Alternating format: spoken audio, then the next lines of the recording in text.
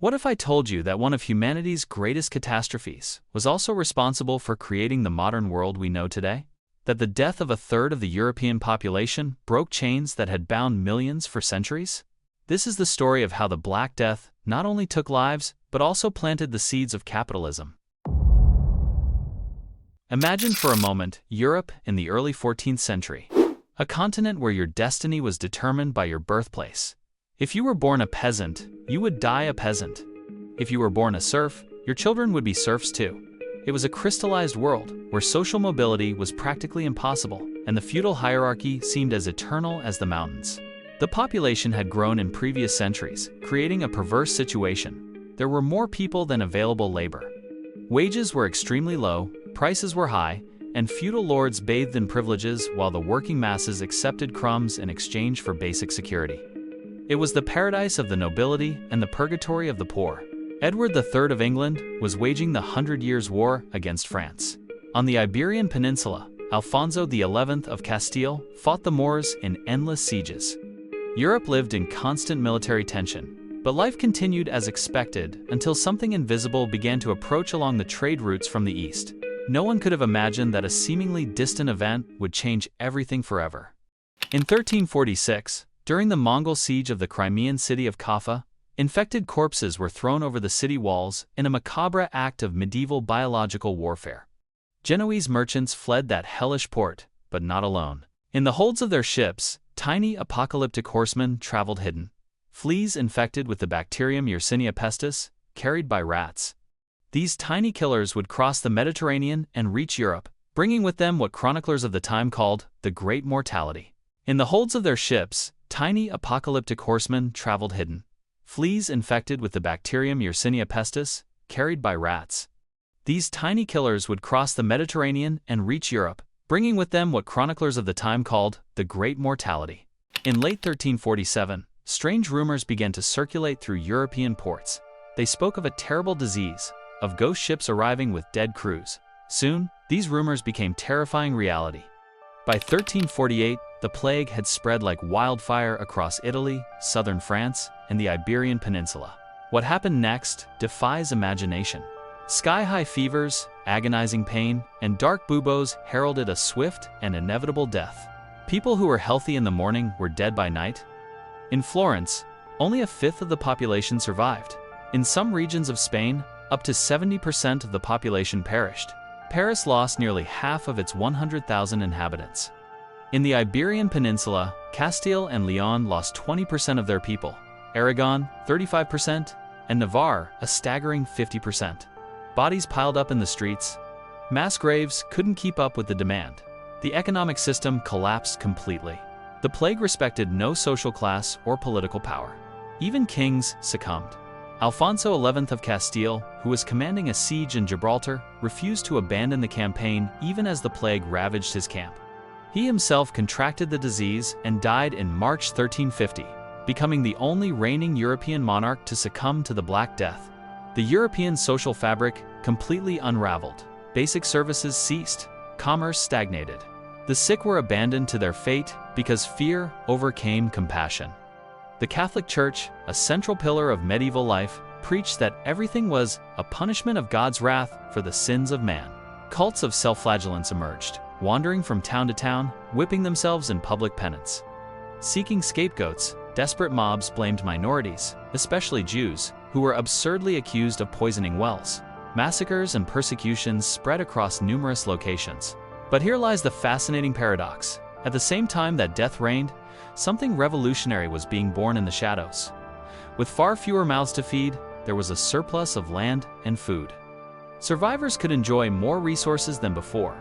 But the most transformative consequence was the acute labor shortage. Imagine the reversal. Suddenly, those who had always been disposable became precious. There was a shortage of workers to cultivate the fields, practice trades, and serve the lords. The survivors found themselves in positions of power for the first time in centuries, and they did not waste this opportunity.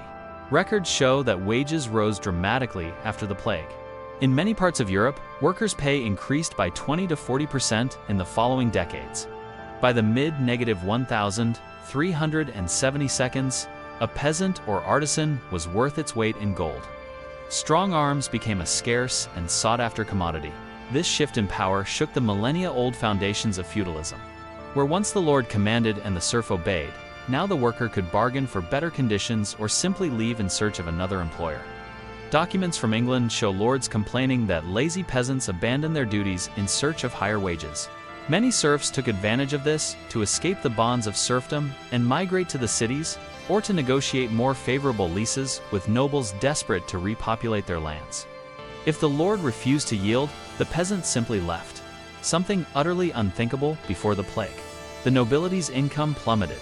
In England, elite incomes fell by about 20% in the years after 1350 due to the lack of peasants paying rent and taxes. This marked the beginning of the end of the feudal order. But the old guard would not accept this change without resistance. The elite tried desperately to contain these transformations. Kings and parliaments passed laws to freeze wages and fix prices at pre-plague levels. In 1349-1351, England instituted the Statute of Laborers to punish those who demanded wages above the 1,346 level. Similar measures were adopted in the kingdoms of Aragon and Castile, in France, and in Italian cities. But it was like trying to hide the truth. In France, the law had to be amended to allow at least a one-third wage increase, because it was impossible to retain workers. Even in England, where the government was relatively strong, these laws barely managed to delay the inevitable rise in wages. Instead of curbing change, these repressions fueled revolts. Peasants exploded in fury during the Jacquerie in France in 1358 and the Peasants' Revolt in England in 1381. They demanded an end to the last servile obligations and protested against unfair taxes. The old feudal order was being mortally wounded by both the plague and the social unrest that followed. It was fascinating to observe. The more the elite tried to restore the past, the more it accelerated its own destruction. The revolts were not just outbursts of rage. They were declarations of independence from a working class that had finally discovered its own worth. The fear of death had been replaced by the courage of freedom. From the demographic and social ruins of the Black Death, a new model of society and economy slowly sprouted. Many historians see in this period the seeds of modern capitalism. Wage labor, paid in cash, began to replace serfdom in large parts of Europe. Social mobility increased dramatically. It was no longer the obligatory fate of the peasant to remain in the land of their birth, serving the same lord. Some even managed to rise economically, inheriting property from deceased relatives or taking advantage of the lack of competition to start their own businesses. Of course, the transformations were neither immediate nor uniform. Feudalism would persist in some regions of Europe for another 2 centuries, but it was no longer the static and immutable system it once was. The sudden shortage of cheap labor spurred innovations that helped bring about the end of the Middle Ages. The very notion of wealth began to fundamentally change. The idea that wealth came solely from land ownership began to give way to the perception that it could come from trade, skilled labor, and capital. These were changes that would fully blossom in the following centuries, but their roots were embedded in the soil ravaged by the plague. Culturally, the plague left deep and lasting marks. The theme of omnipresent death permeated art and religion. Churches began to display frescoes of the triumph of death, and the danse macabre, where skeletons leading the living of all classes recalled the vanity of earthly glories and the fragility of life. This dark humor was society's way of dealing with collective trauma, laughing at death to avoid succumbing to fear. It was a macabre comedy that served as collective therapy. At the same time, the shortage of clergy forced the church to hastily recruit new priests, many of whom were ill-prepared. This undermined ecclesiastical authority and prestige, paving the way for future religious reforms. The church itself, which had previously seemed unshakable, began to show cracks that would become fractures in the following centuries. The plague had not only killed bodies, it had also damaged institutions. And here we come to the point where our story connects again with that initial question. Remember when I asked if one of humanity's greatest catastrophes was responsible for creating the modern world? Now you understand the paradox. The Black Death was simultaneously destruction and creation, end and beginning. Between 1347 and 1351, somewhere between a third and a half of the European population died. Thousands of villages in England simply disappeared. Entire fields remained abandoned. Cities took decades to recover. It was undoubtedly one of the worst catastrophes in human history. But from this devastation, something revolutionary emerged. The deaths of millions broke the chains that bound millions more. The feudal system, which seemed eternal, received its death blow. Wage labor replaced serfdom. Social mobility became possible. The seeds of capitalism were planted in the soil fertilized by tragedy. Thus, the story of the Black Death economy truly has a plot worthy of a dramatic epic. In the beginning, there was a rigidly hierarchical medieval world, about to be overtaken by a force it did not understand. In the middle, absolute chaos, death reaping 1 in 3 Europeans, kings falling, empty fields, collective terror sowing despair and strange hopes. And in the end, from the ashes of that catastrophe emerged a completely transformed Europe. Feudalism had received its fatal blow, and, inadvertently, the plague served as a midwife to the birth of new economic relations. It was a terrible price paid in blood and tears, but it paved the way for the end of the Middle Ages.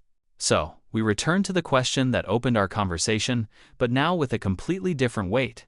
The Black Death was truly one of humanity's greatest catastrophes, creating the modern world, not because death is good, but because sometimes oppressive structures must be completely destroyed for something new and better to be born. History teaches us that the greatest transformations often emerge from the greatest suffering. The plague broke chains that politics, religion, and philosophy could not break.